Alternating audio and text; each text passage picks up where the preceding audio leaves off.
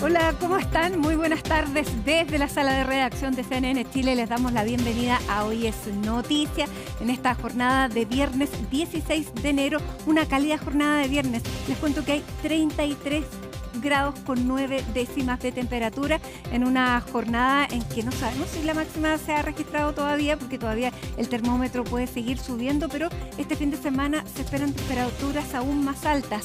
35 grados para el día de mañana y 34 para el día domingo. Vamos entonces con estas temperaturas, no diga que no se lo contamos. Comenzamos de inmediato revisando titulares. En prisión preventiva quedó uno de los hijos de Julia Chuñil luego de ser formalizado por los delitos de robo con intimidación, parricidio e inhumación ilegal. A sus dos hermanos imputados por el caso se les impuso el arresto domiciliario total y el arraigo nacional, aunque la Fiscalía anunció que apelará a la medida.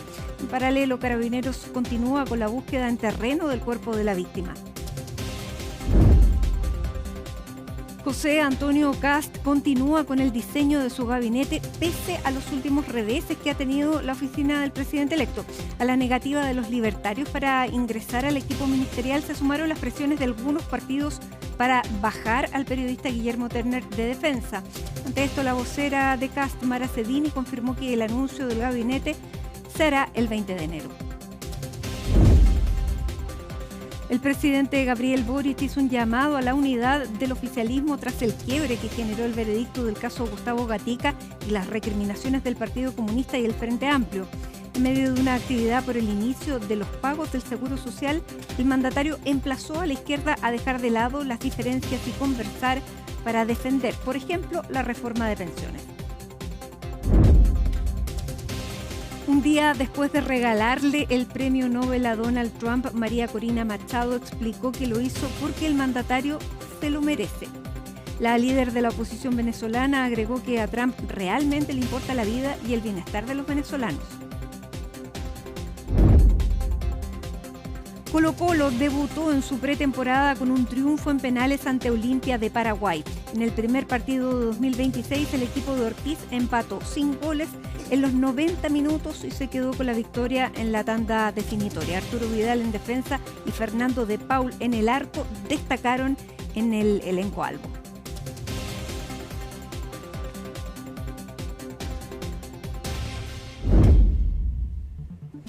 Y comenzamos junto a Miguel Ángel Araya con el tema de lo que ha ocurrido con Julia Chuñil. A esta hora está precisamente la fiscal a cargo de la investigación en el terreno donde se están buscando sus restos. Miguel Ángel, ¿qué es lo que hemos sabido el día de hoy?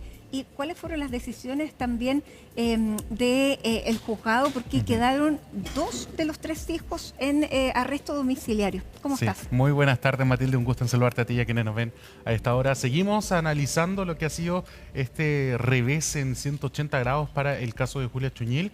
Hoy se decretaron las medidas cautelares luego de que el día de ayer, por 7 horas de audiencia, se realizara la formalización de los 3 hijos de Julia Chuñil y además del exyerno, que ha sido una pieza fundamental para unir todas las versiones y los relatos, los testimonios que se ha ido recopilando en este más de un año que lleva el Ministerio Público de Investigación. Tú lo decías, se solicitó por parte del Ministerio Público en contra de los 3 hijos la prisión preventiva al considerar que los 3 tenían participación en grado de autor en este delito de parricidio y además de robo con violencia, este hecho anterior a la muerte de Julia Chuñil y que desencadenaría esta discusión con uno de sus hijos, con el hijo Javier Troncoso Chuñil, y por lo tanto lo que dice el Ministerio Público es que a Javier le cabe el grado de autoría material, el autor material, quien asfixia a su madre Julia Chuñil luego de estar, por un lado, bajo los efectos del alcohol y además tras esta discusión por el robo que se le estaba haciendo a un vecino cercano, amigo de Julia Chuñil, que vivía en su mismo terreno. Más de 90 años de edad tendría este caballero y por lo tanto ella lo defiende y ahí se desencadena esta discusión. Bueno, los otros 2 hijos que estaban presentes también tienen el grado de autor, pero con la diferencia por omisión. Eso es la calificación que se le hace por parte del Ministerio Público. Si bien no participan, no son quienes interactúan con Julia Chuñil en el asesinato de ella, estaban presentes y su omisión permitió que se realizara el delito. Esa es más o menos la figura que está instalando el Ministerio Público en contra de ellos. Y bueno, el magistrado señaló en esta resolución que los antecedentes sobre la mesa no son suficientes para demostrar ese tipo de autoría respecto de los otros dos hijos. Estamos hablando de Pablo y de Janet.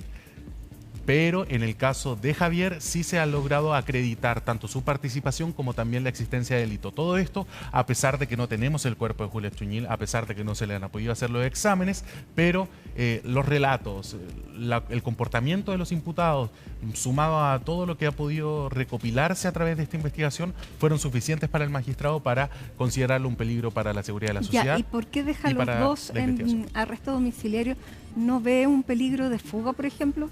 No logra ver un peligro de fuga y además dice que con el arresto domiciliario total se logra resguardar tanto la investigación como también el peligro de fuga, porque ellos no podrían salir de su domicilio durante las 24 horas, además que hay un arraigo nacional. Pero ¿qué pasó? No van a llegar a su domicilio, Matilde. Ellos van a continuar detenidos. ¿Por qué? Porque existe la figura de la apelación verbal y es lo que aplicó en la Fiscalía Regional de Los Ríos. Cuando un caso, en particulares casos se puede aplicar esto por ciertos delitos, por cierta gravedad de los hechos, se le permite al Ministerio Público realizar una apelación verbal en medio de la audiencia para solicitar el cambio de la medida cautelar. ¿Qué es la diferencia de esto con otras apelaciones que nosotros hemos visto en diversos casos? Hay un plazo desde que se dicta una resolución, un plazo de 5 días para que el Ministerio Público redacte su apelación y la ingrese al Tribunal de Alzada correspondiente. Pero en este caso es mucho más rápido todo. Ellos apelan verbalmente, mañana ya lo estaría tramitando la Corte de Apelaciones de Valdivia y ya el día lunes se realizaría una audiencia para escuchar los alegatos de la defensa, los alegatos del Ministerio Público y definir si se mantiene esta decisión del Tribunal de Garantía de los Lagos, es decir, arresto domiciliario total para Pablo y Janet y prisión preventiva para Javier, o de lo contrario, revocar aquella decisión y que los tres ingresen a prisión preventiva. Eso va a depender del día lunes, lo que defina aquel Tribunal de Alzada. Pero te invito a escuchar parte de lo que fue la resolución de este día, donde el magistrado entrega su explicación, sus argumentos de por qué no son suficientes los antecedentes hasta ahora recopilados y en esta etapa procesal, estamos hablando recién de una formalización y una investigación que continúa, y por qué entonces no merecían la prisión preventiva a los otros dos hijos de Julia Chuñil y entrega a cambio este arresto domiciliario total. Pasemos a revisarlo.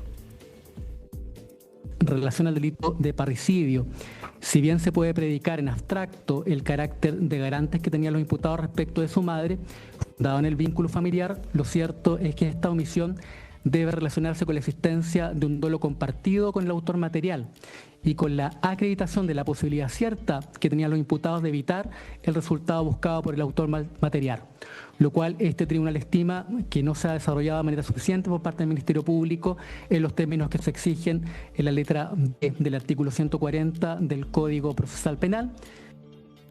Bueno, ahora va a ser una labor entonces, una tarea que va a tener el Ministerio Público, tratar de conseguir antecedentes que puedan demostrar qué grado de participación le cae entonces a los otros dos hermanos, que si bien no participan en esta pelea ni tampoco asfixian a Julia Chuñil, sí, por ejemplo, en el caso de Pablo, según el relato de los testigos y del propio exyerno, es él junto a Javier, que sería el autor material, quienes toman a Julia, la ingresan al domicilio, piensan un rato y posteriormente la vuelven a tomar de los pies y de las manos para trasladarla hasta el bosque, donde hasta el minuto no se ha encontrado. Entonces, va a ser una tarea, un desafío para el Ministerio Público cómo logra vincular, porque si ya lograron acreditar la autoría material por parte de Javier, bueno, podrían estar los antecedentes para lograr convencer a los tribunales de la participación de los otros dos hermanos y también ver qué va a suceder con el exyerno, porque es cierto, está colaborando, su declaración fue clave para todo lo que ha ocurrido en estas últimas horas. Pero su participación fue activa. Exactamente, y durante un año guardó silencio, entonces todo Tal eso... como los otros dos hijos, por eso que tampoco se entiende este arresto domiciliario total, porque también las cautelares se dictan en relación a la pena que arriesgan y a la gravedad del delito. Exactamente, estamos hablando, el delito de parricidio por algo tiene una, podríamos decir, tipificación especial.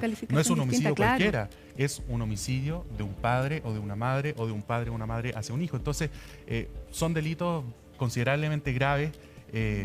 Además, si le sumamos todo lo otro, la conspiración política que se creó atrás de este caso, y que impulsada por su ellos, hermano, claro. o sea, impulsada por los hijos. Eran los hijos los que se paraban a dar puntos de prensa sobre dónde está Julia Chuñil, dónde está nuestra madre, que queremos que organizaban aparezca. los bingos para recaudar fondos para esta búsqueda. Entonces, es realmente frío y maquiavélico si llega a ser cierto lo que ha planteado el Ministerio Público de cómo estos hermanos confabularon para tratar de hacer parecer este caso con otras intenciones. Revisada ahí la prensa de meses atrás, antes de que conociéramos todos estos antecedentes, declaraciones de uno de los hijos de Julia Chuñil, Pablo en particular, diciendo, bueno, mi madre me dijo alguna vez, si yo desaparezco, si me pasa algo, ustedes tienen que sospechar de esta persona. Y tratando de instalar esas ideas en la prensa, cuando en verdad, repito, si es como el Ministerio Público lo está planteando en esta formalización, ellos siempre supieron quiénes lo mataron, ellos mismos. Siempre supieron dónde estaba el cuerpo. Entonces, y trataron de incriminar a una persona que no tenía nada que ver, un empresario de la zona. Bien. Así es. Vamos a escuchar, Matilde, cuál es la versión de estos hijos de Julia Chuñil, qué es lo que ha presentado su defensa como teoría del caso y por qué consideran entonces que no deberían estar en prisión preventiva en la formalización de este caso. Pasemos a escuchar declaraciones de la abogada defensora de los 3 hijos de Julia Chuñil. El 8 de noviembre ellos siempre han dicho que se encontraban en su domicilio y que su mamá junto a su amiga Ana Cato se fueron al fondo La Fritz a ver a sus animales. Estuvieron el viernes en ese lugar, el sábado y el domingo.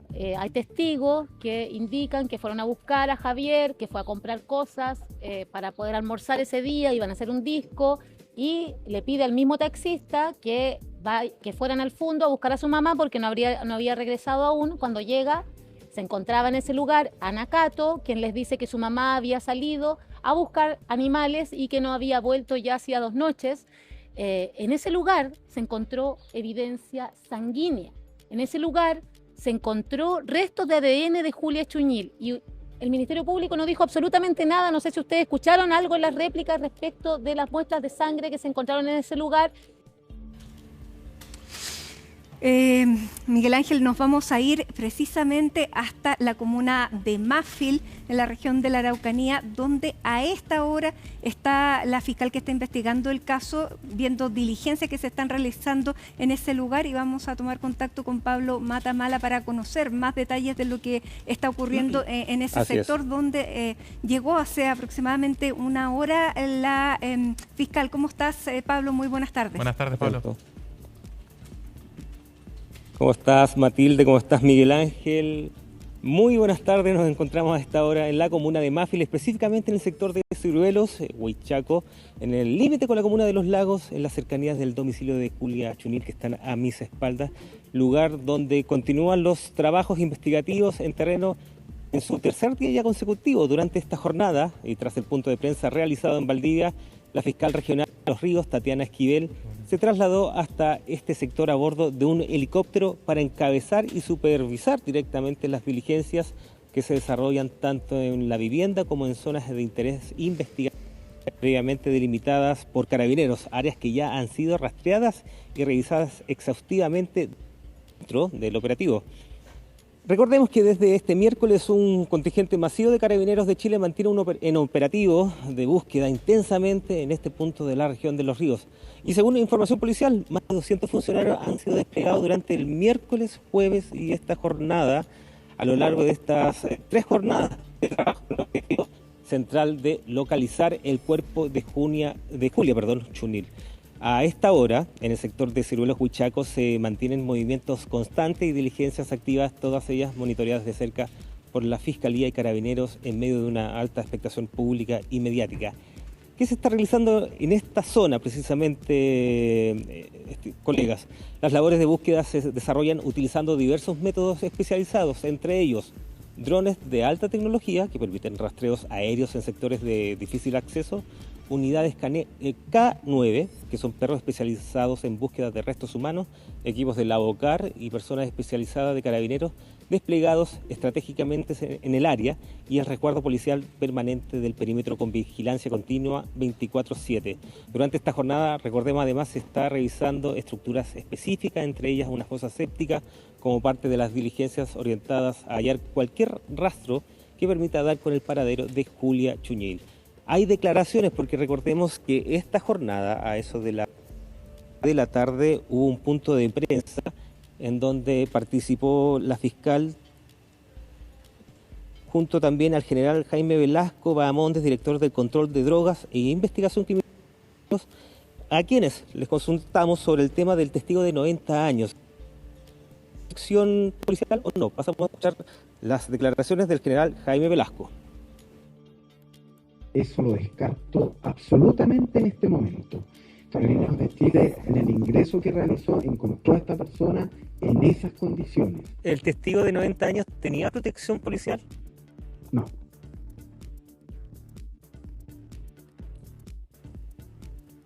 Así es. Vamos a revisar qué dijo la fiscal regional Tatiana Esquivel en sus declaraciones sobre este tema a continuación. Pudimos recoger numerosos antecedentes de distintas fuentes que este grupo familiar vivía inmerso en un contexto de extrema violencia.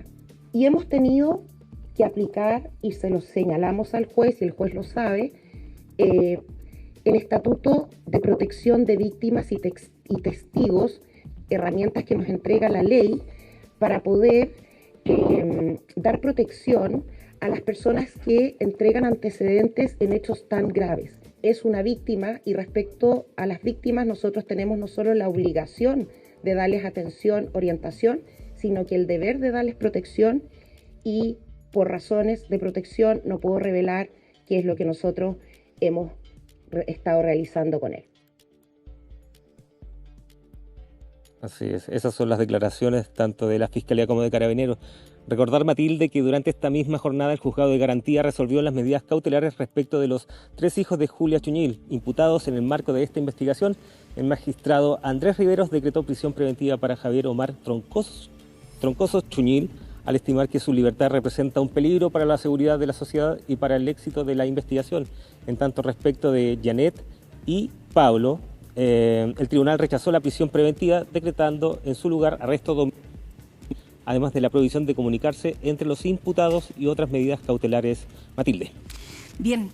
Pablo Matamala, muchísimas gracias por toda esta información, y por supuesto quedamos atentos en caso de que dentro de las próximas horas haya algún resultado de esta búsqueda. Así que seguimos conectados. Muchísimas gracias y hasta cualquier instante. Gracias, Pablo.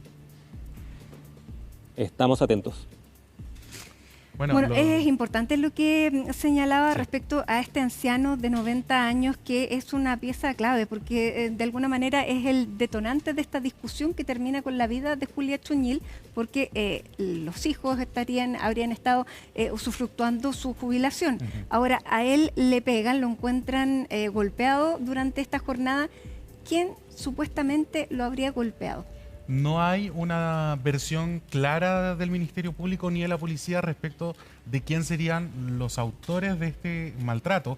Para ponerlo en contexto, esta es la persona que vive en el mismo terreno que Julia Chuñil, en una casa a pocos pasos de su vivienda, con quien tenía una relación cercana. Julia era una persona de la tercera edad, se llevaban bastante bien aparentemente, tenía una relación, un vínculo, y ella es la que lo defiende del robo de esta pensión, como tú lo decías, Matilde, que le habrían estado realizando su hijo. Discusión. Exactamente, es lo que gatilla esta discusión el 8 de noviembre, cerca de las 11 de la noche, según lo ha posicionado el Ministerio Público. Y es uno de los testigos, uno de los pocos testigos que, por un lado, ve con vida en sus últimas horas a Julia Chuñil, y además es un testigo ocular de esta discusión que se genera y se la relata al Ministerio Público.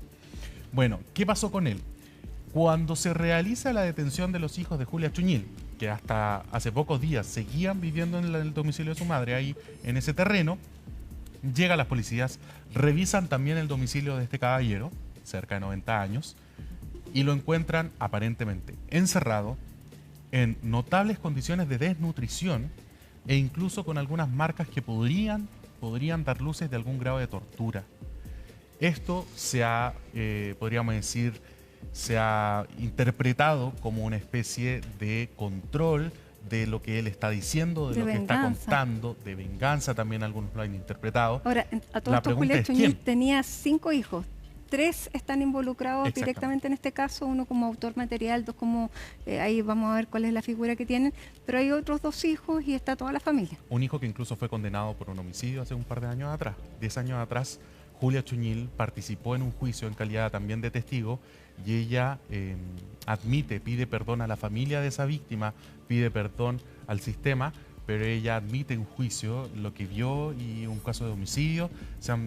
Ha salido, ha reflotado ese caso a raíz de todo lo que ha ocurrido acá. Entonces, llama la atención. Y ahí lo que usted veía en las cuñas que presentó nuestro compañero Pablo Matamala, una desconexión, descoordinación, no queda claro, porque se le pregunta primero a Carabineros de Chile si esta persona, testigo y víctima a la vez al mismo tiempo, porque recordemos que los hijos de Julia Chuñil pasan por parricidio, pero además por robo con intimidación, por el caso precisamente de esta persona.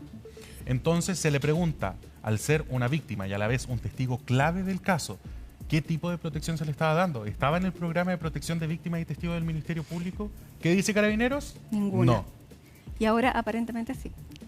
Minutos después de que había respondido Carabineros eso, toma la palabra la fiscal del caso, se le pregunta precisamente por el mismo punto y ¿qué dice ella? Sí estaba en el programa de protección de testigos y víctimas. Entonces uno pregunta, ¿con qué información me quedo y con qué versión me quedo? Si después, al minuto en que Carabineros llega a hacer la detención de los hijos de Julia Chuñil, se encuentran con esta persona, pero en condiciones que casi lo llevan de urgencia a un centro de salud para poder estabilizarlo. Entonces, ¿en qué consiste esta protección? Se le preguntó a la fiscal y dijo, bueno, por temas de reserva y de protección precisamente, no les puedo entregar mayor detalles de qué es lo que estamos haciendo con él. Ya, pero ahí hay una desprolijidad evidente, no sabemos a dónde... Entonces son algunas de las dudas e incógnitas que siguen saliendo del caso. Ahora queda esperar, Matilde, a que llegue el día lunes, que la Corte de Apelaciones de Valdivia revise este caso, revise los antecedentes y tome una definición si le va a dar o no la prisión preventiva a los 3 hijos. Hay uno que quedó en prisión preventiva, es cierto, también podría ser apelado por la defensa, así que ojo también con aquella situación. Pero lo cierto es que el Ministerio Público ya apeló por los otros 2 hermanos, Pablo y Janet, que quedaron con arresto domiciliario total, y esperamos ver si hay alguna novedad también con la búsqueda del cuerpo de Julia Chuñil. Quedamos a la espera. Miguel Ángel Araya, muchísimas gracias por toda esta información. Muy buenas tardes. Buenas tardes, Matilde. Y a esta hora vamos a cambiar de tema, nos vamos al plano político porque el presidente electo José Antonio Kast sigue evaluando el diseño de su gabinete. Habría cambios en el Partido Libertario, que hasta ayer había decidido no participar del gabinete del presidente electo, pero hoy, luego de algunas decisiones y movimientos respecto a nombres que habían estado ya sonando para algunos ministerios claves, fueron retirados. Por lo tanto, el Partido Nacional Libertario estaría evaluando nuevamente su eventual participación. Bueno, de todo esto le vamos a contar junto a Ivo Goich, que está precisamente ahí en la oficina del presidente electo. ¿Cómo estás, Ivo? ¿Cómo estás, Matilde? Con mucho calor nosotros acá en las afueras del presidente electo. Se ha sentido con más fuerza, te diría, que los días anteriores el calor. Menos mal, mañana es sábado, pero al parecer va a venir el presidente electo. Vamos a estar hablando de eso, Matilde, de la agenda que él también y de algunos datos particulares que suceden al interior de esta oficina. Pero partamos hablando de lo que tú decías. Posiblemente esta ha sido la semana más difícil, Mati, del presidente electo José Antonio Kast en cuanto a la de su gabinete, a decisiones que ha tenido que tomar, a noticias que ha recibido en cuanto a sus salidas a nivel internacional. Recordemos que desde el portazo que dan en Perú a la idea del corredor humanitario, a lo sucedido con la decisión del Partido Nacional Libertario de restarse finalmente del gobierno de José Antonio Kast y esta incertidumbre acerca de qué posición van a tomar, si de oposición al gobierno también o solamente apoyar desde afuera y dar las opiniones cuando ellos consideren que hay cosas que no se están haciendo bien. Se ha hablado también durante esta semana, Matilde, de las distintas presiones que han existido por parte de los partidos, de este arco amplio de partidos del cual José Antonio Kast quiere sea su base de apoyo durante el gobierno en materia parlamentaria, pero también para poder sacar adelante el programa de gobierno, en cuanto a la crítica que han hecho de que quizás no está representado el peso específico de cada uno de los partidos al interior de su gabinete, y que este sería un gabinete mayoritariamente técnico y con independientes antes que con gente con experiencia y peso político. Acá hay algunos que dicen, tienen dos visiones, que este es un gobierno de emergencia, que se lo han dicho y que los mejores tienen que estar y que la decisión que tiene el presidente electo junto a su equipo de trabajo apunta a eso. Quizás para muchos son nombres que no son conocidos, pero al menos según todos los filtros y las calificaciones hechas en la oficina del presidente electo son personas que tienen todas las competencias necesarias para hacerse cargo de los 25 ministerios que van a componer su gabinete. Para otros falta de los partidos más grandes, sobre todo de Chile Vamos, también del Partido Republicano, que es el partido del presidente electo, y hay críticas también entonces por esta baja representación y el problema que les podría generar ser más técnicos que políticos. Así ha sido esta semana solamente, Matilde, y a días solamente, porque el día martes se confirmó, será el martes 20 el día de la presentación oficial gabinete de ministros y ministras del presidente José Antonio Kast, y está viviendo horas y días decisivos en estos cambios que tú dices. Si bien había muchos nombres que se dan ya por sentados, sobre todo la conformación del comité político, hay otros ministerios sectoriales que también ya tenían una etiqueta, con un nombre, con un apellido, con personas que ya estaban generando y armando sus equipos de trabajo, como por ejemplo lo que pasaba en el Ministerio de Defensa y Guillermo Turner, quien estaba armando equipos de trabajo ya cuando se decide echar marcha atrás desde la oficina del presidente electo en su designación como ministro de Defensa, y ahí se abre una cartera que es muy apetecida por el Partido Nacional Libertario y que podría ser la llave que abra la puerta para que vuelvan a ingresar al gobierno de José Antonio Kast. Algo que el día de hoy, al menos desde la directiva, quienes fueron los que tomaron la decisión de salir de no participar del gobierno del presidente electo José Antonio Kast, han dado luces, Matilde, de la posibilidad de generar un cambio, de repensarlo, de ver si es que cambian las condiciones. Antes que entremos en eso, Matilde, y los nombres que han sonado durante la jornada del día de hoy y algunos que podrían salir, escuchemos qué fue lo que dijo Mara Cedini, la vocera de la oficina del presidente electo y la futura vocera de gobierno, acerca de cómo se preparan para estos últimos días, el perfil que van a tener cada uno de los ministros y ministras. Todo esto, por supuesto, desde acá al menos, sin dar absolutamente ningún nombre, ni siquiera luces del lugar ni la hora en el que el próximo día martes se va a presentar el gabinete. Más allá de los nombres, lo importante es las definiciones que ha ido tomando el presidente electo en torno a cuáles son las prioridades del país y cuáles son los perfiles de las personas para poder encabezar las distintas carteras que tienen mandatos claros, definitivos en base a las urgencias que se han planteado desde la campaña. El presidente va a armar un gabinete de acuerdo a esas necesidades, de acuerdo a esos desafíos, pero lo importante es tener claro que van a ser personas muy alineadas con ese proyecto. Yo entiendo que hay ansiedad, entiendo que hay especulaciones, que hay rumores, que hay distintas opiniones respecto a lo que va a pasar, pero el gabinete definitivo se presentará el día 20. El presidente electo, a través de los canales institucionales, dará a conocer a quiénes van a encabezar las carteras. Todo esto sucedió hoy día pasado el mediodía, hizo una vocería Mara Cedini, quien oficia efectivamente ese cargo acá en la oficina del presidente electo, que se va a proyectar para el 11 de marzo en lo que va a ser su rol en el Palacio de la Moneda. En Matilde, no han querido entregar ningún tipo de detalle ese cargo, ni de trascendidos, ni de rumores, más allá del ir y venir de distintos personajes políticos que hemos visto pasar sobre todo con mucha fuerza durante la última semana acá en la oficina del presidente electo, un presidente electo que se encuentra en estos momentos al interior de su oficina, que ha tenido distintas reuniones y también algunas actividades particulares. Ese es un tema. El otro tema, Matilde, que también ha llamado la atención, tiene que ver con la decisión del Partido Nacional Libertario de restarse de participar del gobierno de José Antonio Kast.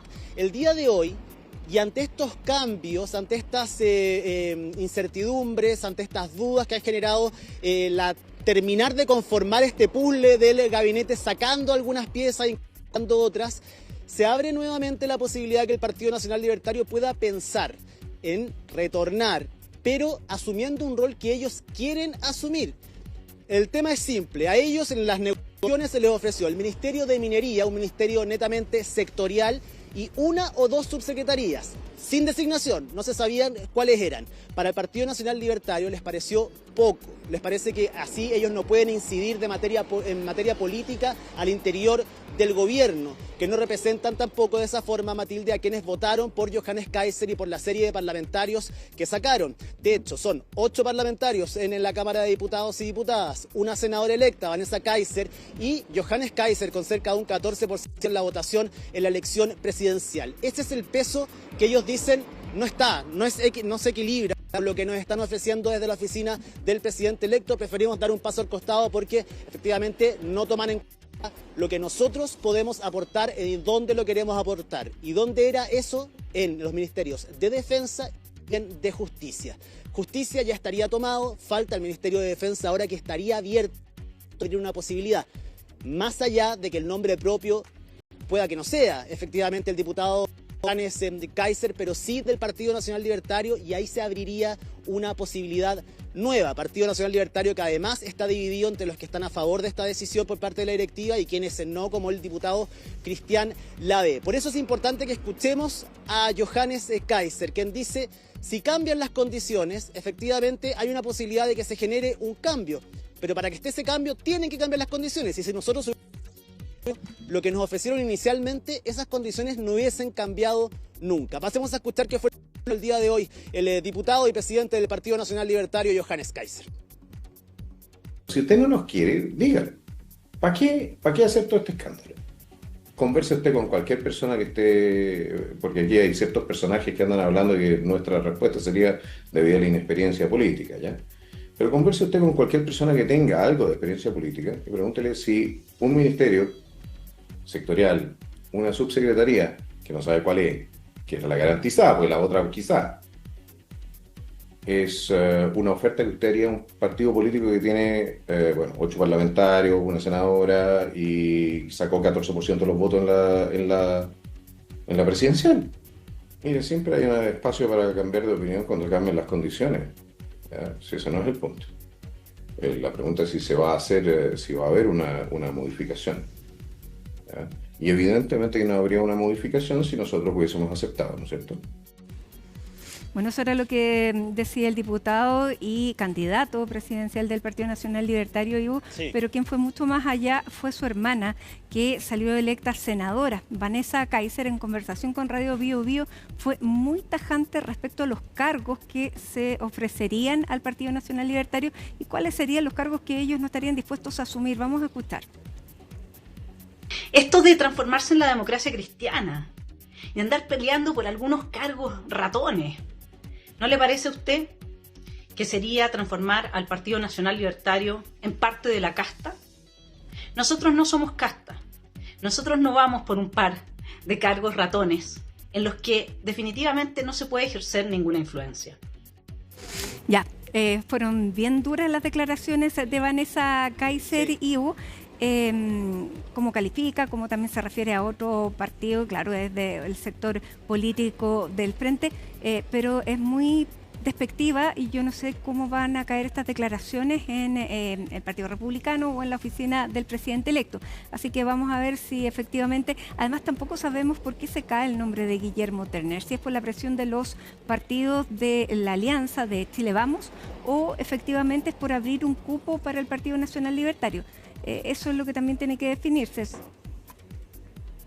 Sí, se dice que también hay un problema judicial, Matilde, que afectaría no a él directamente, pero a un cercano, un cuñado de él, que efectivamente habría abierto esa puerta a la posibilidad de poder retirar su nombre de la lista de futuros ministros, y es por eso que es especial, no es cualquier ministerio, por eso se nombra este Ministerio de Defensa y la salida de él, porque es uno de los ministerios que quiere efectivamente el Partido Nacional Libertario. Luego de las palabras de la senadora Vanessa Kaiser vamos a ver cómo se lo toman acá, cómo miden efectivamente eso, pero ella lo que hace es amplificar el mismo mensaje que dio el vicepresidente del partido, Hans Samarowski, y que lo haya hecho también el presidente de la colectividad, Johannes Kaiser, quienes han reconocido públicamente cuál es el ministerio que le ofrecieron. Es el Ministerio de Minería. Ellos encuentran que es un ministerio sectorial que políticamente no pueden ejercer ningún tipo de influencia al interior del Ejecutivo, y eso es lo que les molesta. Y además, sí miran quizás como en menos estas subsecretarías. Ellos dicen 2 subsecretarías que ni siquiera tienen nombre y que no es suficiente para el peso que dicen ellos representar efectivamente. Johannes Kaiser dice que ellos ayudaron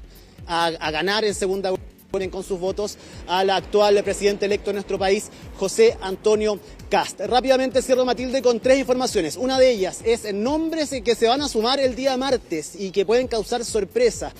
Dicen hay nombres que los vamos a sorprender cuando se les pregunta si es que van a haber nombres cercanos a la ex nueva mayoría, a la ex concertación, que puedan ingresar al gabinete del presidente electo José Antonio Kast. Lo cierto es que la senadora Jimena Rincón es prácticamente un hecho que se va a incorporar a uno de los ministerios. Se habla fuertemente del Ministerio de Energía. Eso estaría cerrado ya. Ha trascendido que Jaime Campos, exministro de Justicia en el segundo gobierno de la expresidenta Michelle Bachelet y también ministro de Agricultura del gobierno de Ricardo Lagos, podría nuevamente asumir esa cartera, la cartera de Agricultura, lo que sería, le daría mayor transversalidad también a este arco político que busca generar José Antonio Kast, acercándose al centro político. Todo esto se va a definir, por supuesto, el día 20 y además Evópoli tendría un cupo asegurado también al interior del gabinete de la mano del actual diputado de la colectividad, Francisco Undurraga, en el Ministerio de las Culturas, Matilde. Así que así ya se va configurando este puzzle. Quedan piezas claves que se van a definir posiblemente durante las horas. El Ministerio de Seguridad aún no tiene nombre y apellido para...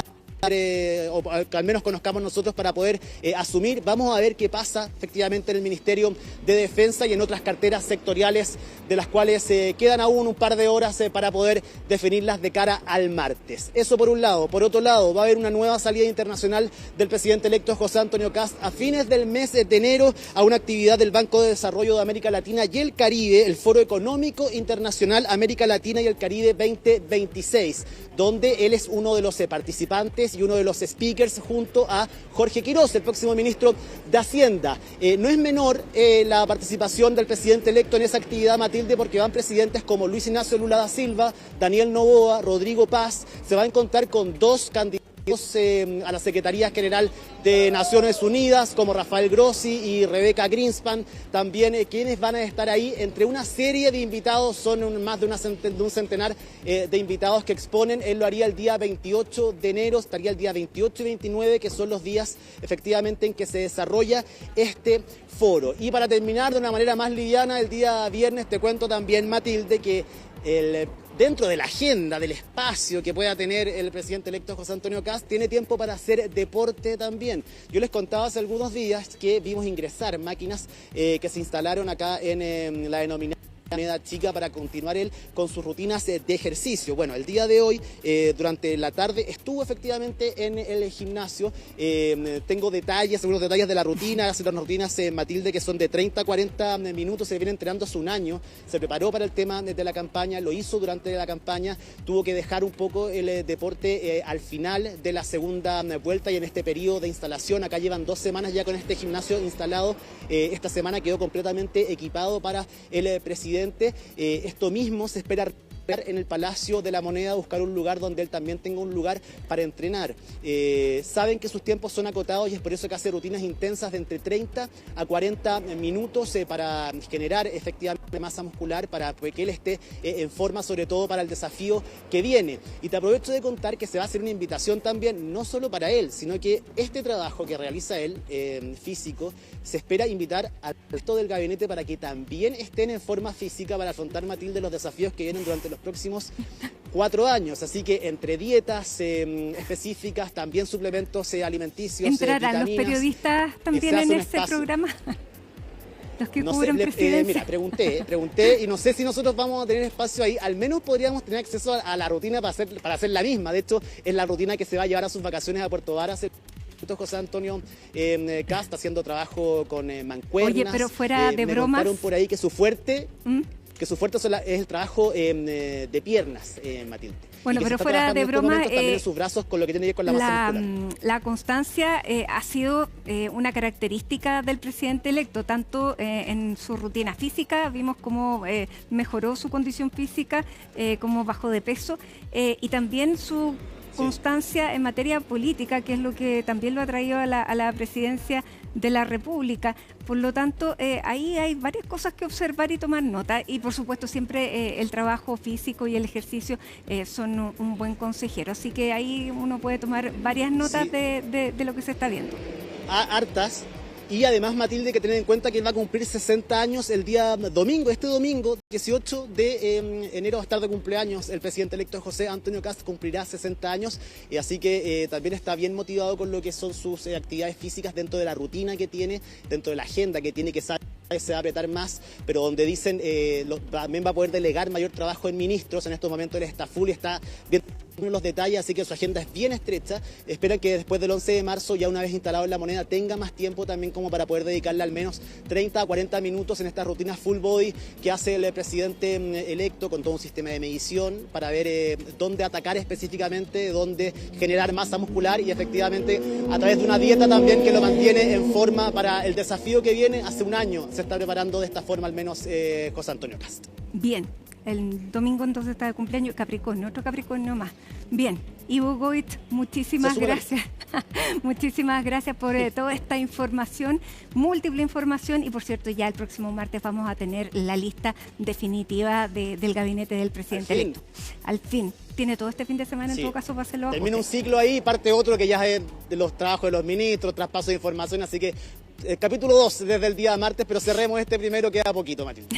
Sí, bueno, ánimo con el calor, porque te cuento que hay 33 grados con 5 décimas, y con esa información nos vamos a la pausa. Hasta hora de la tarde ya regresamos con más temas, más análisis y más información.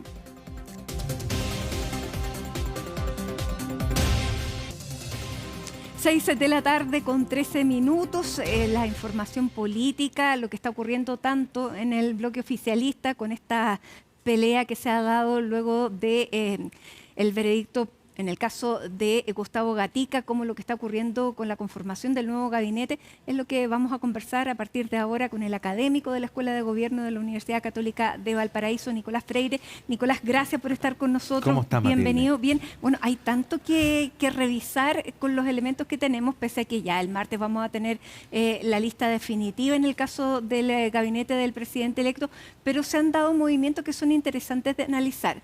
Y lo primero, me parece, es esta estrategia de ir dando a conocer nombres, filtrando nombres y aparentemente testearlos. Yo no sé si eso fue una estrategia inicialmente pensada o se fue dando y fue dando resultados. ¿Cómo lo ves? Sí, a ver, primero, la fecha esperable, tampoco yo la daría tanto por cierto, justamente por lo que tú mencionas, que en la medida que empiezan a aparecer nombres, ya sea porque se filtren o porque de a poco se sondea un poco cuál es la respuesta que tienen esos nombres, evidentemente todo esto se va acomodando, se van bajando, se generan otro tipo de conversaciones, etcétera. Y es normal que ocurra, así generalmente ocurre cuando se instala cualquier tipo de gobierno.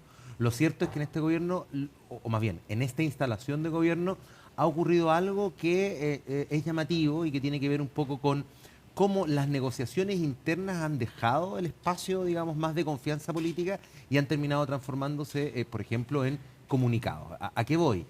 Había una conversación, todo el mundo lo sabía, era evidente, entre el presidente electo, José Antonio Kast, Johannes Kaiser, y esto termina, el no final, o que pareciera ser final, ya conversaremos sobre eso, termina expresándose a través de un comunicado público que hace el Partido Nacional Libertario. Eso es raro, ¿no? En esta lógica, cuando uno me pregunta, ¿es normal que suban, bajen nombres? Sí, yo te diría es normal que eso ocurra, pero lo que no es normal es que se termine zanjando o presionando, ya vamos a ver a qué responde este comunicado, por fuera, no fuera de la conversación más interna.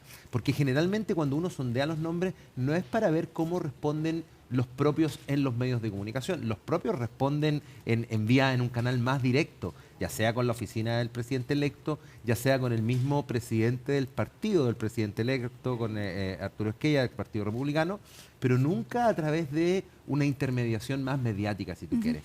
Y lo extraño y lo que ha pasado es justamente eso, que en el caso, por ejemplo, de este comunicado, se hace a través de la información o la mediatización de una determinada postura. Ahora, los ministerios que quería el Partido Nacional Libertario era el Ministerio o de Justicia, o de Defensa, o de Seguridad. Ahí está, ese era el área, porque es el área donde se había centrado la campaña, ¿no? No hay nombre para Ministerio de Seguridad. Hoy por hoy no, también porque, y estas es jugar a distintas cuerdas, ¿no? no solo el Partido Nacional Libertario había puesto los... Yo te diría Johannes Kaiser en particular. Yo creo que cuando hablamos del Partido Nacional Libertario, una cosa es evidentemente los nombres que ellos tengan, pero también es asegurar qué espacio va a poder cubrir Johannes Kaiser dentro de este gabinete. Y ahí, evidentemente, defensa aparecía como el mejor provecho para una instalación, ¿no? En términos también políticos y electorales, de quién vaya a cubrir ese ministerio, con el discurso que tiene el mismo Johannes Kaiser. Pero cuando digo hay cuerdas distintas y separadas, tiene que ver con que también se ha conversado de que era un ministerio muy, digamos, existía una ambición por parte del exalcalde Carter, que en algún momento sonó mucho en seguridad, pero que también había filtrado de que su interés estaba más en defensa. Incluso se filtró el hecho de que se pensaba que pudiese ser seguridad y defensa, algo que era bien llamativo, pero que también respondía al enorme costo político que podría tener al salir del Senado sin ni siquiera haber asumido prácticamente, ¿no? Y dejar 8 años por un tiempo bien además fortuito, o sea, uno indefinido, indeterminado, uno no sabe cómo le va a ir, cómo puede salir de un ministerio tan complejo como el de seguridad. Y agrégale eso, que tampoco es muy medible el impacto que tenga esto en la percepción ciudadana, es decir, alguien que en plena campaña, quienes lo criticaban de turismo electoral, por así decirlo. Una vez que eventualmente se hubiese confirmado de que ni siquiera entra al Congreso, sino que esto le sirvió como trampolín para poder llegar a un ministerio que él negociaba y que él forcejeó, por así decirlo, bueno, yo creo que la variable de cómo te va a juzgar la ciudadanía es un elemento que hoy día es poco predecible, pero muy probablemente no iba a ser muy positiva esa, digamos, esa Tiene valoración. poco que ganar. Tiene poco que ganar. Bueno, y en este contexto, un tercer elemento, una tercera rienda, y volviendo a lo que tú me preguntabas, que tiene que ver en particular con Turner, que estaba sonando en el Ministerio de Defensa. Guillermo Turner, que es un periodista que ha tenido trayectoria en medios, en la asociación gremial como claro, en presidente de la Asociación Nacional de Prensa, pero y que había hecho un curso de reservista del ejército. Esa era un poco la vinculación. La vinculación que tenía con el ejército. Tampoco tiene una tradición política que lo vincule. O sea, era bien extraña esa nominación en ese cargo. Sí, lo extraño, deja concentrarme primero en el hecho de que ahí también hay una tercera cuerda y una tercera tensión, porque Turner había sido criticado ni siquiera en una platea mediática, sino que había recibido más críticas internas de los partidos, sobre todo los partidos que conforman el gobierno, o que van a conformar el gobierno, Chile Vamos, Renovación Nacional y la UDI. Y en ese contexto, en donde esta crítica era más partidista, se abría otra arista más, una cuarta rienda que tiene que ver con el poco espacio que eventualmente estaban teniendo esos partidos dentro de el futuro gabinete del presidente Kast. Y ahí me conecto con lo que tú dices. Efectivamente, lo que uno podía empezar a vislumbrar era que en el afán de declararse ajeno a estos partidos políticos, de querer tener un gobierno más técnico o un gobierno, digamos, más vinculado a su sector,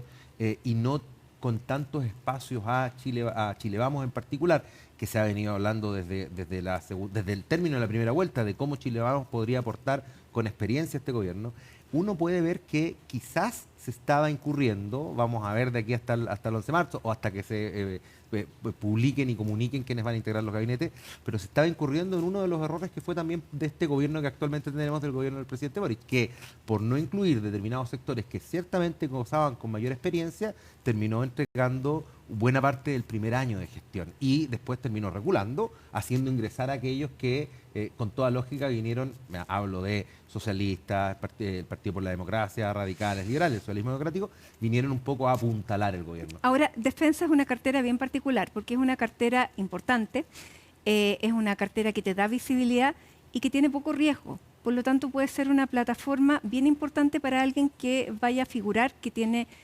una personalidad, una figura ligada a la autoridad, puede elevarlo y convertirlo en un factotum ya por presencia y por lo que lo rodea. O sea, podría relevar demasiado a Johannes Kaiser pensando en que es un eventual rival, ¿no es verdad? Sin lugar a duda, y yo te diría que basta mirar, por ejemplo, hay dos elementos que confirman lo que tú me estás planteando. Si uno mira hacia atrás, el rol que ocupó la expresidenta Bachelet también en defensa, yo creo que contribuyó mucho, al menos desde lo simbólico, pongámoslo así, desde la foto, desde la imagen, a construir esa carrera que electoralmente después le valió ser presidenta de Chile 2 veces. Primer punto. Y el segundo punto es que también hay un contexto internacional en donde los ministerios de defensa, más allá de lo que le corresponde a la cartera de Exteriores, a la Cancillería, los ministerios de defensa hoy día pueden jugar un rol central desde lo comunicacional, justamente vinculándose con esto. Baste pensar en Estados Unidos que el Ministerio de Defensa tiene un cambio informal de nombre y termina llamándose Ministerio de Guerra. Y ahí tienes el tercer elemento que tiene que ver con el Ministerio de Defensa ofrece por su lógica y su posición un discurso más duro, por su naturaleza. Y ese discurso más duro, evidentemente, Johannes Kaiser no solo se podría sentir más cómodo, lo potencia sino que como habría avión, sido claro. una potencia importante para su figura. Además, dentro de la personalidad y de las habilidades de Johannes Kaiser, es esta habilidad discursiva. Por lo tanto, el tono que tiene en ese cargo podría ser demasiado bueno para él. Sí, porque circunscribe en un espacio en donde el rol de la autoridad tiene un significado, un peso Claro. y un simbolismo. Que congenia muy bien con su personalidad y con su estilo. Empata y engancha perfectamente con su personalidad, que muchas veces, por ese mismo, llamémoslo autoridad, que puede señalar al momento de, voy a ser muy coloquial, ¿no? Hablar más duro, hablar más golpeado, Claro. hablar de frente. Bueno, en el mundo militar eso es la costumbre, es lo que corresponde por lo demás. Entonces, lo deja en un espacio, o lo dejaría en un espacio muy cómodo para eso. Pero la gran pregunta es, ¿será suficiente dar un espacio tan cómodo a Johannes Kaiser, que le permite instalarse para que el gobierno del presidente José Antonio Kast, futuro gobierno, se proteja yo te diría, el gran riesgo que tienen? Y es que en la medida que el gobierno se modere y para llevar adelante políticas públicas, Tiene que moderarse, sobre claro. todo teniendo un Senado empatado, va a tener que moderarlas. Ya lo hemos visto, yo te diría, en este mes que ha transcurrido, al menos desde el punto de vista discursivo. Hay seguramente un lenguaje un poquito más moderado que antes. Bueno, es muy probable que frente a esa moderación le ofrezca el flanco derecho a Johannes Kaiser para que en la instalación, mirando en una futura candidatura presidencial de aquí a 4 años más, él pueda pasar a ser crítico del nuevo amarillismo, pongámoslo así, que pueda tener el gobierno de turno. Entonces, yo creo que tener a Johannes Kaiser dentro del gabinete, sí, en una posición cómoda podría ser una alternativa válida para él, pero el gobierno en esa negociación es, bueno, ¿qué tan seguro voy a estar que en ese rol no se termine transformando en un detractor interno, ¿no? Una piedra en el zapato del mismo gobierno? ¿Qué te parecieron las declaraciones de Vanessa Kaiser, la senadora? Yo creo que hacen parte de este juego del policía duro, el policía blando. Evidentemente, yo creo que juega un rol, además juega un rol discursivo, mucha mención a la casta, que tiene que ver con su sector, que muchas veces mira la dureza del discurso de Milei y de la hermana del presidente argentino. Hay un guiño comunicacional ahí, pero también yo te diría que hay determinadas formas de arropar a los propios. Yo creo que la publicación o los comentarios de Vanessa Kaiser también responden un poco a lo que se ha dado en estos últimos 2 días. ¿Qué ocurre? Primero, el Partido Nacional Libertario sale con este comunicado del que hablábamos, cerrando la puerta. Eso, voy a tomar otra lista, pero solo para ejemplificar. Eso abre la puerta para que empiece a sonar, por ejemplo, Jimena Rincón en algunos ministerios. Pero resulta que posteriormente, cuando además se tiene el eventual no de Carter, la eventual bajada de Turner, bueno, parece que las condiciones mejoran y es el mismo Johannes Kaiser el que sale diciendo, bueno, resulta que si cambian las condiciones efectivamente se puede volver a hablar. Sí, pero ahí también hay una moderación de su discurso. ¿Quién protege al Partido Nacional Libertario, al mismo Johannes Kaiser, de lo que tanto se le criticó al presidente Boric, que era de cambiar de opinión? Bueno, Vanessa Kaiser cumple ese rol hoy día, al menos desde lo comunicacional. Y el Partido Nacional Libertario había puesto condiciones de que no integraran el gobierno o el gabinete otros partidos pequeños como el Partido Amarillo y el Partido Demócrata, que están además en una posición que no sabemos si van a seguir existiendo como partido. Y ya suena el nombre de Jimena Rincón. Por lo tanto, ya hay un elemento que a ellos no les gustaría. Y también, por ejemplo, Evópoli con Francisco Undurraga en Ministerio de las Culturas. Sí, pero lo curioso o lo interesante de esto es que, tal como tú mencionas, la aparición de estos nombres, y agrégale también a Campos, que ha terminado sonando también para algunos ministerios, el ex ministro de Agricultura. Sí. Estos nombres justamente surgen cuando, después del aparente cierre de comunicaciones con el Partido Nacional Libertario. Con este comunicado. Exacto, no ocurren antes. ¿Por qué? Porque yo diría eso valida el hecho de que efectivamente había un veto. Si el Partido Nacional Libertario estaba dentro, una de las tensiones que tenía que administrar el futuro gobierno tenía que ver con la no incorporación de militantes o personeros de estos partidos o estos sectores, estos movimientos. Y entonces en el momento en que se cierra la comunicación, la conversación con el Partido Nacional Libertario y así se evidencia públicamente a partir del comunicado, bueno, empiezan a filtrarse otros nombres. La pregunta es, bueno, ahora que Johannes Kaiser vuelve a abrir la puerta, porque recordemos, dice, a nuevas condiciones pueden haber nuevas conversaciones, ¿qué va a pasar con esos nombres? La pregunta es, ¿seguirá sobre la mesa el nombre de Jimena Rincón en energía, de Campo en agricultura, de Undurraga en bienes nacionales? ¿Estará convencido el presidente electo de ponerlo a él dentro del gabinete en ese ministerio? Es que yo creo que es la gran decisión que tiene que tomar este gobierno y es el Partido Nacional Libertario, pero particularmente la figura de Johannes Kaiser fuera o dentro del gabinete. Yo creo que tiene que ver ahí. ¿Por qué? Porque una constatación más o menos clara, al menos desde el análisis político, es que por el puro posicionamiento electoral que se va a buscar, Johannes Kaiser va un poco a hacer, o su único camino indicaría que hiciera más o menos lo mismo que hizo José Antonio Kast para con Chile Vamos, es decir, extremar un discurso, marcar una diferencia. ¿Por qué? Porque si no, su oferta de valor no es nada respecto a lo que podría ofrecer un Arturo Esquella el día de mañana u otro liderazgo dentro del partido republicano. Rodolfo Carter. O el mismo Rodolfo Carter. Con mayor razón si ponemos el antecedente, que es un antecedente no solo a nivel nacional, sino que sobre todo respecto de lo que ocurre en todo el mundo, en donde los gobiernos que llegan con un discurso más ultrón, un discurso más radicalizado desde lo comunicacional, para poder llevar adelante algún mínimo de gobernabilidad, tienen que entrar a dialogar, tienen que entrar a conversar, porque además el juego legislativo, en este caso en Chile, lo va a exigir. Ya, ¿tú dices que es mejor tenerlo adentro para las aspiraciones de José Antonio Kast? Yo creo que para las aspiraciones de José Antonio Kast lo mejor sería configurar una estrategia táctica en donde existe un acuerdo, ¿no? Respecto de cuál va a ser el rol que va a ocupar Johannes Kaiser, primero. Y en ese sentido, yo creo que es mejor un Johannes Kaiser fuera del gabinete. ¿Por qué? Porque bajo la constatación de que esto en algún momento, esto es una bomba de tiempo que va a explotar, yo diría que las repercusiones que puede tener explotando dentro del gobierno son esquirlas mayores y puede dejar mucho más daños de lo que dejaría siendo una oposición Pero ahí desde si él la derecha. se sale de los márgenes, el presidente tiene la facultad de sacarlo.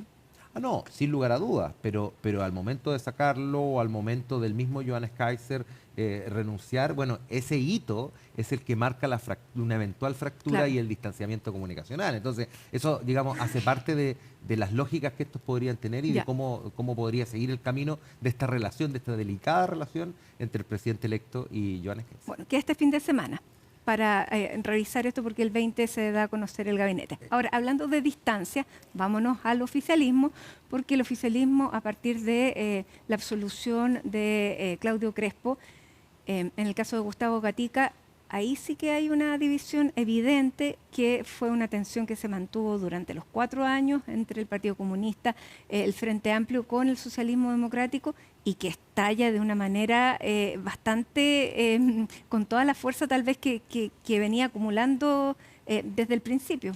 Sí, y es raro, no la tensión y no la evidente distancia, es raro el motivo por el que estalla. ¿Por qué creo que es raro? Porque poco antes de que tanto desde el Frente Amplio como desde el Partido Comunista se empezaron a asignar culpas y responsabilidades en socialismo democrático respecto de la aprobación de la ley Naín Retamal, el gobierno había sacado este programa de los 1000 logros del gobierno, en donde la ley Naín Retamal estaba reconocida como uno de los logros del gobierno. Entonces, al final del día es raro. ¿Por qué? Porque indirectamente le están pegando a uno de los que el mismo gobierno reconoció en esta primera publicación. Pero también es bien raro que, teniendo dentro de los 1000 logros, el presidente, cuando se le pregunta por esta ley, diga que, bueno, que en realidad es una ley que ellos no presentaron, que es una ley que ellos venían, o sea, que tuvieron que asumir y tramitar. O sea, no asume que el gobierno toma la ley, la defiende, la promulga y la promulga rápido. O sea, no se hace cargo de la ley. Es que ahí yo creo que tú das en el clavo, porque más que la crítica del Frente Amplio, del Partido Comunista, socialismo democrático, que ha sido, no digo permanente, pero de alguna manera frecuente, ¿no?, en estos años. Claro, uno no se preocupa. La gota que termina rebalsando el vaso es que el presidente aparentemente y desde la perspectiva del socialismo democrático un poco se lava las manos respecto de esta pugna, en vez de salir a decir, no, pues tal como lo dices tú, esta es una ley que más allá de la iniciativa el gobierno toma, el gobierno maneja los tiempos, hizo el propia, gobierno la firma, defiende la y la promulga. Claro, además de que hay indicaciones por parte del gobierno en esta ley. Entonces, es complejo. Ahora, por eso es raro que hoy día aparezca pidiendo la unidad, cuando él puso también, contribuyó con una piedra en y agreguemos otro elemento. La conversación respecto de las culpas del gobierno en el resultado electoral todavía no ha terminado entre los partidos, particularmente de socialismo democrático. Recuérdate que hubo una minuta, voy al otro sector, dentro del mismo Partido Comunista que asignaba muchas de las culpas al presidente de la República. Dentro de los partidos de socialismo democrático, esa misma conversación estaba dada respecto de cómo se transformó en una piedra importante en el zapato el presidente de la República, el Frente Amplio, por cuanto tiene que ver con el resultado electoral de Yanet Jara. Entonces, digo, es llamativo cómo ocurre, pero no es llamativo que ocurra. Si al final del día, tú decías, estas diferencias llevan 4 años, llevan un poquito más, hay que recordarse las palabras. Claro. Hay que basta recordar las palabras del mismo ministro hoy día del Interior cuando decía no se humilla al partido de Allende. Y esa humillación refería a la exclusión de las primarias con Partido Comunista y Frente Amplio. Entonces, por eso es bien raro que el mismo Álvaro Elizalde insista en esta probable alianza del Partido Socialista con el Frente Amplio. Sí, yo creo que eso responde a 2 cosas. Ahí ya nos vamos a otro lado, pero te lo agrego en el radar. Y es uno, que el ministro Álvaro Elizalde evidentemente es un cuadro muy disciplinado dentro del gobierno, por lo tanto difícilmente va a ir con una línea distinta a la que tiene el presidente. Y lo segundo es que también hay intereses del Partido Socialista en particular y de la línea que lleva Elizalde de seguir manteniendo un eventual liderazgo que es el liderazgo de hacer dialogar estos dos mundos que no dialogan mucho. Ahora, la constatación me parece que es sana y además de evidente, en el entendido de que, bueno, las izquierdas son distintas, hay formas distintas, incluso hay diferencias entre partidos dentro del socialismo democrático. Si al final lo que uno ve de alianzas son alianzas tácticas que pueden tener ciertamente un objetivo estratégico, que es gobernar juntos. Ahora, claro, no habiendo elecciones de por medio, no hay problema en que existan estos dos grupos dentro de la futura oposición. Esta es una conversación que perfectamente se puede reenviar a 3 años más, cuando empiece la discusión respecto de cómo enfrentar las candidaturas municipales, las elecciones municipales y de gobernadores, en donde una vez más lo estratégico, lo táctico puede ceder a lo estratégico. Efectivamente, 2 oposiciones distintas pueden encontrar elementos en común. Pero esa es una conversación de 3 años más. Hoy día me parece hasta bueno, ¿no?, desde el punto de vista de la salud del sistema político y de cómo se ponen sobre la mesa las ideas políticas, que existan estas diferencias entre 2 tipos de oposición que no solo difiere en lo ideológico, en lo programático, sino que también difiere en las formas, ¿no? Por cierto, porque uno mira las declaraciones del Frente Amplio y del Partido Comunista de esta última semana y se parecen mucho a las declaraciones que tenían antes de ser gobierno. Y uno dice, ¿qué oposición van a hacer? Y es distinta a la postura que ha tomado el Partido Socialista, el PPD, el Partido Liberal, el Partido Radical. Son distintos. Son muy distintos desde, recordemos... La pregunta es si aprendieron.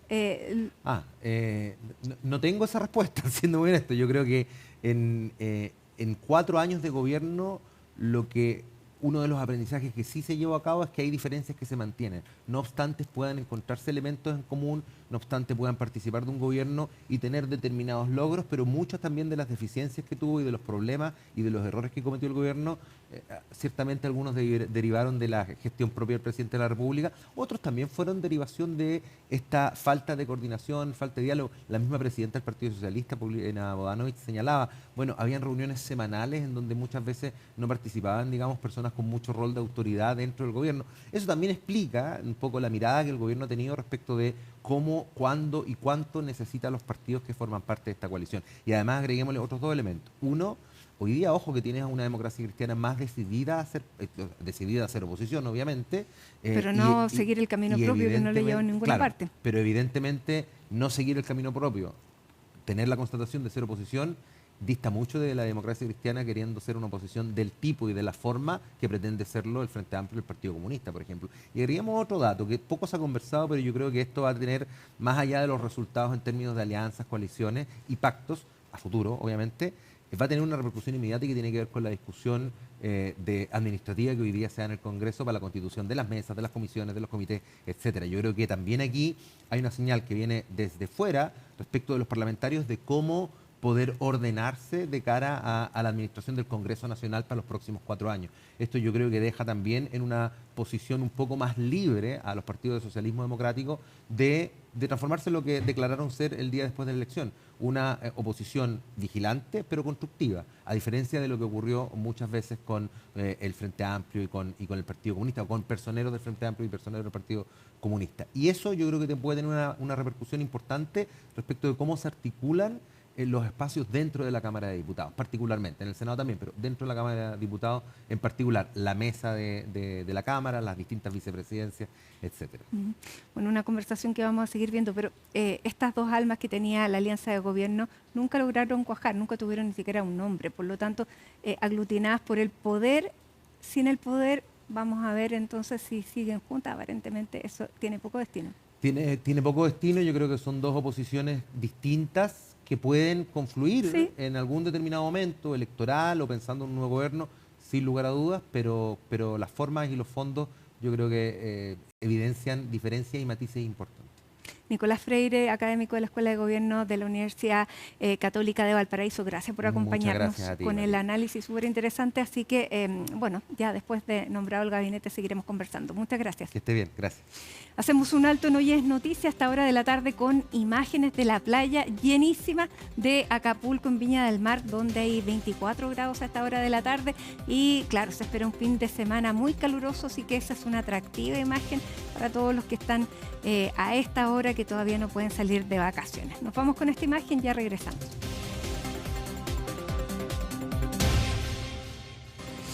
Y volvemos con temas económicos porque durante esta jornada se dio a conocer el resultado del informe de política monetaria anual, el informe anual de productividad que reafirmó cifras optimistas respecto a esta materia. ¿Cuáles fueron los principales índices que revela este informe? Pilar Gutiérrez nos va a contar de este resultado de este informe. Son una información a esta hora positiva. Hola Pilar.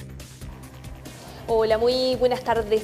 Claro, esta mañana se dio a conocer el informe anual de productividad que elabora todos los años la Comisión Nacional de Evaluación y Productividad, y lo que se da a conocer en este es que se proyecta que para el año 2025 que terminó, la productividad anotó un alza de 0,5%, lo que quiere decir que del crecimiento total que se está proyectando para el 2025 en torno al 2,4%, un cuarto al menos de ese crecimiento estaría explicado por estas alzas y estas mejoras en los niveles de productividad, según informaba la Comisión entonces esta mañana en una presentación, y que la importancia que tiene esta cifra también tiene que ver con que se trata del segundo registro anual consecutivo al alza dentro de cifras que daban cuenta de un estancamiento en la última, por lo menos la última década.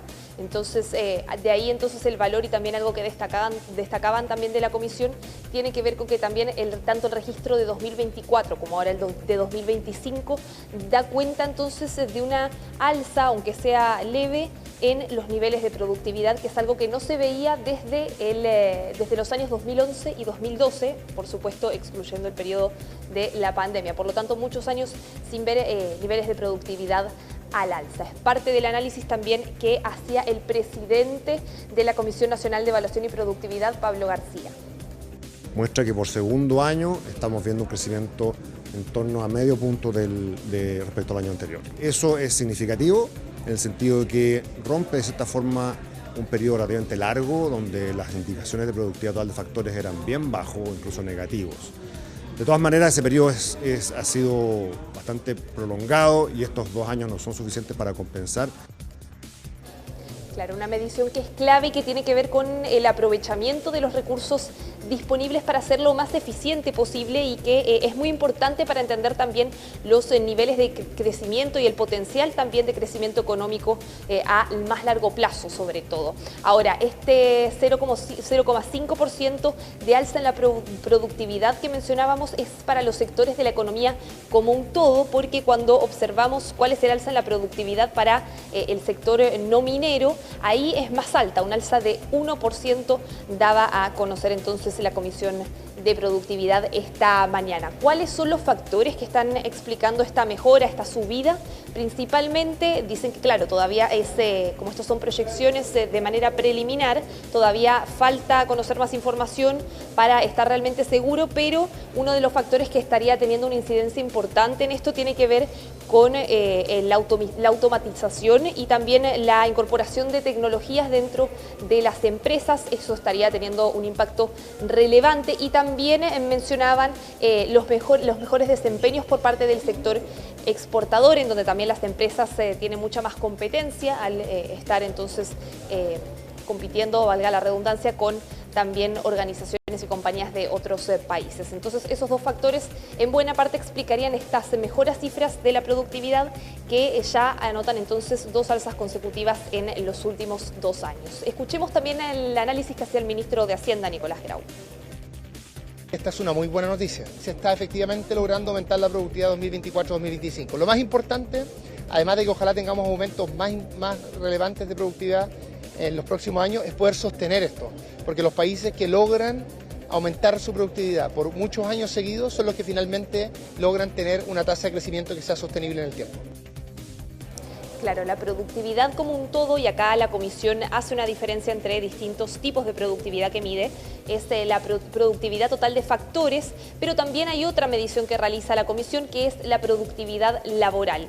Y ahí los índices que arrojan es que en el 2025 la productividad laboral creció 1,6%. Ese fue el incremento entonces del año que acaba de terminar, según están proyectando, y esto es importante porque el promedio anual de la última década había sido 1%, por lo tanto también da cuenta de un cambio entonces en las cifras que se habían visto últimamente. Ahora, considerando tanto la productividad laboral como la total que comentábamos, de todas formas los analistas, al ser consultados, dicen que prefieren mantener la cautela a la hora de analizar esto, porque dicen que no necesariamente, a pesar de que son 2 alzas consecutivas, por ejemplo en el caso de la productividad, de todas formas todavía no da cuenta o no es lo suficientemente fuerte el número como para dar cuenta de un cambio en la tendencia y una salida del estancamiento también de la productividad del último tiempo. Pasemos a escuchar entonces el análisis que hacían algunos economistas por el tema. Claramente no es suficiente lo que estamos viendo. La productividad está en niveles que tenía a principios de los años 2000. El crecimiento del último quinquenio, ¿cierto?, para tomar una ventana más larga de tiempo, es cercano a cero. Llevamos 20 años con contribuciones cero negativas de la productividad al crecimiento. Es decir, ese panorama no ha cambiado, a pesar de estos 2 datos que nos muestran algo más positivo. Si nosotros vemos a inicio de los 2000, por ejemplo, el crecimiento de la productividad laboral era en torno a un 3%. Es decir, ¿qué es lo que vemos? Es que nuevamente tenemos alzas de la productividad, ya sea a nivel de productividad laboral o de la productividad total de los factores, pero estas alzas todavía son muy acotadas respecto a los niveles que nos gustarían tener y que permitan, por ejemplo, justificar estos mayores costos salariales, etcétera. Al mismo tiempo, también conversamos con otros expertos con respecto a cuáles creen que son los temas que siguen pendientes para poder mejorar todavía más la productividad hacia adelante, y sobre todo pensando en el largo plazo, que efectivamente se logra hacer un cambio en la tendencia. Y ahí, por ejemplo, entre algunos de los temas que mencionaban está una mayor inversión en investigación y desarrollo, sobre todo relacionada a temas del uso de las tecnologías y este tipo de dispositivos digitales también en las labores que desempeñan las personas en su día a día, en sus empresas o en sus distintos trabajos que realicen. Pero también mencionan otros temas más de fondo, como por ejemplo el tema de la educación continua, el hecho de que la gente se siga capacitando en distintas tareas y cómo ir incorporando estas mismas tecnologías en sus labores diarias. Y estos son solo algunos de los temas. Escuchemos también otros de los que nos mencionaban algunos de los especialistas. Hacer cosas que se hacen en el resto del mundo, pero que hasta ahora no se ha hecho en Chile. Puede copiar. El tema educacional es central. Que el que no va a educación superior tengan al menos un semestre en un CFT para adquirir las competencias básicas en oficio. Creo que hay un tema sobre la reforma del Estado que es importante. Se ha hablado de la ley de amarre. El funcionario no entre al nivel 34 y se queda ahí como junior toda la vida. Que tú tienes X años, como en el servicio militar, para ascender. Y eso hace que la gente se esfuerce. ¿Cómo las personas se van a ir adaptando a estas nuevas realidades en que varias de las tareas que antes desempeñaban, ahora las desempeña un robot. Más bien el poder desenvolverse, en el poder adaptarse de manera más rápida. Parte del análisis entonces que hacen los expertos, todavía dicen quedan desafíos pendientes y a pesar de esta alza que se proyecta para la productividad en el 2025, dicen que todavía no se puede hablar de un cambio de tendencia y que hay esfuerzos de fondo que hay que lograr hacer para salir entonces y cambiar el rumbo de la productividad en el país. Bien, muchísimas gracias Pilar Gutiérrez con la información económica a esta hora de la tarde.